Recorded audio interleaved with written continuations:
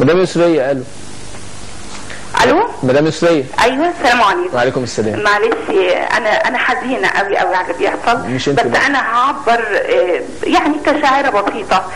انا بقول لحد كده ستوب وكفايه، مش هتمر بسهوله الحكايه. كل قوم ومصر قوم وكل هيدافع معايا. اوعوا حاسبوا تقولوا اي اساءه لمصرنا، احنا بلد عظيمه وكل يشهد لنا حضاره ادب وذوق والاخلاق من طبعنا، وفي اصعب الشدايد اسالوا العرب عننا. احنا دايما بندي والعطاء في دمنا، مش ممكن حد يهنا ولا يهدد سلامنا ولا نقبل الاهانه والظلم والاستكانه. اقروا في كتاب تاريخكم ازاي مصر خدمتكم، افتكروا دعم مصر ليكم. انا مش بعاير فيكم عشان مصر الام دايما في حضنها بتضم، لكن ما تمرش فيكم وبدايته خطر عليكم. سكاكين سنن مسكين وقال ايه مشجعين، وانتم في الاول والاخر مجموعه ارهابيين. ما كانش جمهور كوره، دول عصابه مأجوره. من فضل ربنا ومن فضل ربنا الفوز مش لنا، عشان كل دم مصري غالي عندنا. ايه الدنيا اتغير، امر الجزائر يحير، ولا اي دين سماوي العدل بالظلم يساوي. احنا فتوع ريسنا مبارك بقلبه حارسنا، ودايما في كل الشدايد حكيم وفكره بينصفنا. وانا عايزه العالم كله يسمعني لحظه اقول له انا مصر بحبها ونسيمي منها، وكل نقطه في دمي بتنطق اسمها. شكرا ليك. شكرا ليك يا مدام سهير. انا نفسي اسال سؤال بسيط بعد اذنك. اتفضل. ازاي ان اي انسان سواء عربي اخد بالك او اي انسان يفكر 1000 مره قبل ما يهين كرامه مصر بره مصر؟ ازاي يوصل معلومه زي دي؟ اخد بالك؟ بالظبط. بينا احنا احنا المفروض ازاي يفكر 1000 مره انه يهين. طيب. انه ما يقدرش يهين مصر بره مصر. ابراهيم انت قلت لي جمله، قلت لي ان انت الشهيد. لا الشهاده دي كانت بعدها شويه. لا ايوه بس الشهاده قلت لي انا يا جماعه تليفون الرئيس فرق معانا ايه. عايزك توضح لي يعني ايه، يعني انا عايز افهم ايه اللي حصل. لما تبقى قدام عربيه هتشيلك ويقوم واحد شدك، هو ده اللي الرئيس عمله معانا. ايوه ازاي؟ ما انا عايز افهم مشاهدينا ازاي. انا محمد يعني انت حسيت ده ازاي؟ انا مشترك في الحزب الوطني، انا لا مشترك في الحزب الوطني ولا ليا ميول سياسيه ولا اي حاجه انا بتكلم يا جماعه، بكلم الرئيس، انا بكلمه راجل لراجل. الراجل ده يا جماعه ليه دين في رقبتي، الراجل ده رجعني لامي ومراتي. ازاي يا ابراهيم؟ ازاي الوضع يا محمد؟ لما وصلنا بقى الراجل قعد يلف 4 ساعات تمام، وراح مودينا لاسم بوليس، قلنا له ودينا اسم بوليس يحمينا. رحنا شفت قبل ما نجي اسم بوليس لقينا عربيه نقل فيها جيش سوداني. يا عم الحقونا بنموت، احنا نايمين. قاعد هو خلاص نايم فعلا.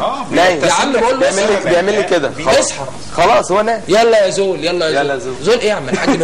بنموت يا عم الحاج. مفيش.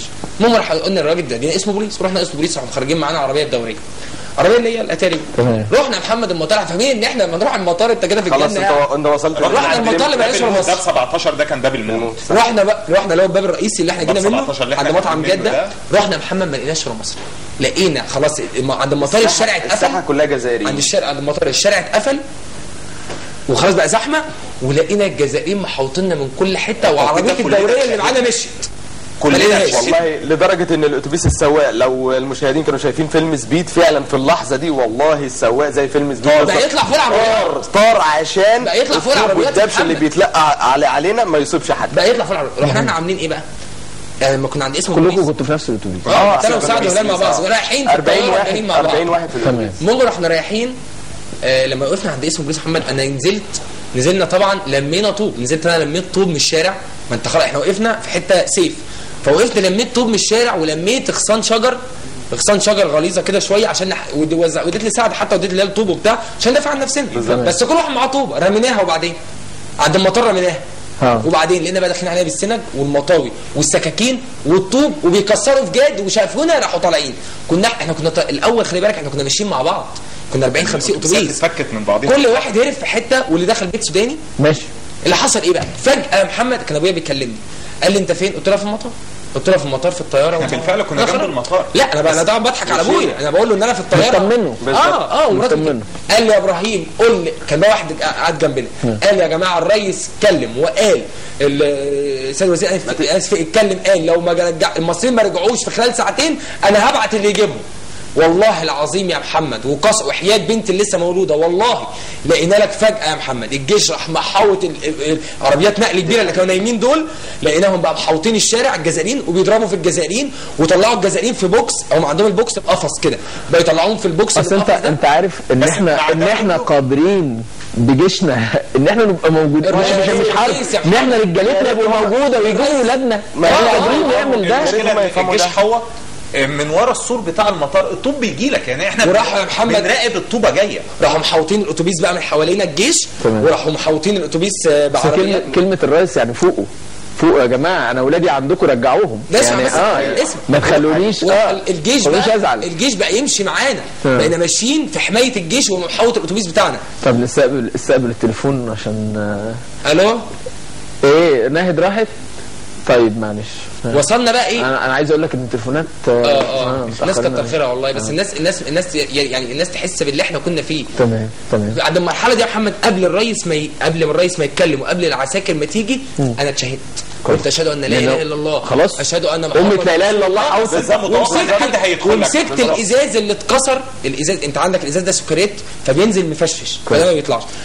أسامة مبارك المعد، عارف طبعا أسامة بقى في كل من في البداية مسك هيضرب بيه وهم معاهم الطب بتاعهم، وانا مسكت الازاز انا وحاتم الازاز اللي اتكسر من في الازاز اللي فوق ده بينزل أيوة. مسكنا لوح ازاز ونزلنا قلنا خلاص يا نموتهم يا نموتونا، بس نموت رجاله بقى. احنا طول الوقت عاملين كده يا محمد ومخبيين راسنا زي الستات. تمام خلاص قلنا بقى يعني نموت رجاله. المشكله انت مش عارف الضرب بيه، فخلاص احنا نازلين يا محمد بنقول للراجل افتح لنا الباب عشان هننزل نتخانق وهننط من الشبابيك هم طالعين لنا وفجاه يا محمد الجيش السوداني جه، وساعد ما الرئيس اتكلم الجيش السوداني جه وحاوطنا. يعني في اللحظه اللي سياده الرئيس 12 كده هيحصل مجزره. انت وصل لك التليفون لقيت الحدث حصل. ابويا كلمني وواحد الراجل اللي هو كان قدامي نفس الجاكيت الازرق ده، الراجل اللي هو بص احنا كنا وصلنا اللي هي بيسموها الاستاذ محمود سعد كلمه يا قاتل يا مقتول. الاستاذ محمود سعد كلمه قال له الرئيس قال كده، ما فيهاش نقاش. يعني انت خلاص الاتوبيس واقف جنب الساحه بتاعت بوابه 17 اللي احنا خرجنا منها،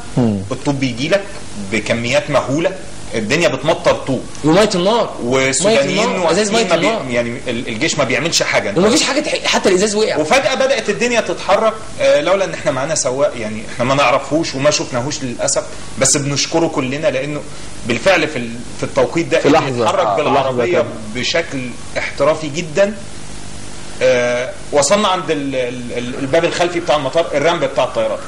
انت مش متخيل محمد عارف الناس لما بيشحنوا الطياره بسكر ولا برز ولا يعني بيشحنوها بضايع، فالمفروض بيبقى في طريق للوري بيدخل منه علشان يدخل على الطياره على طول. احنا مشينا في الشارع دوت لقينا نفسنا الطياره متدوره في وشنا، طياره دايره، طياره حربيه مصريه كانت مسافره اسوان في وشنا متدوره ما معاش يعني.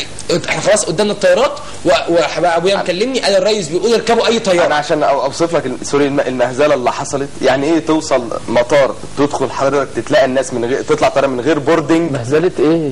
مهزله انت بتتكلم ايه؟ مهزله من بدري من غير بوردنج ساعد المهزله من بدري. انا معايا الطياره كانها ميكروباص. انا لو معايا قنبله كنت دخلت بيها الطياره، لو معايا مسدس كنت دخلت بيها الطياره، كنت فجرت الطياره. انا واقف قدام الطياره اهي. ابسط ما يسمى اللي حصل في المطار بالليل دي عمليه اجلاء تماما. عبي الطياره باقي 15 كرسي ابعت لي 15 واحد. طب نستقبل التليفون معانا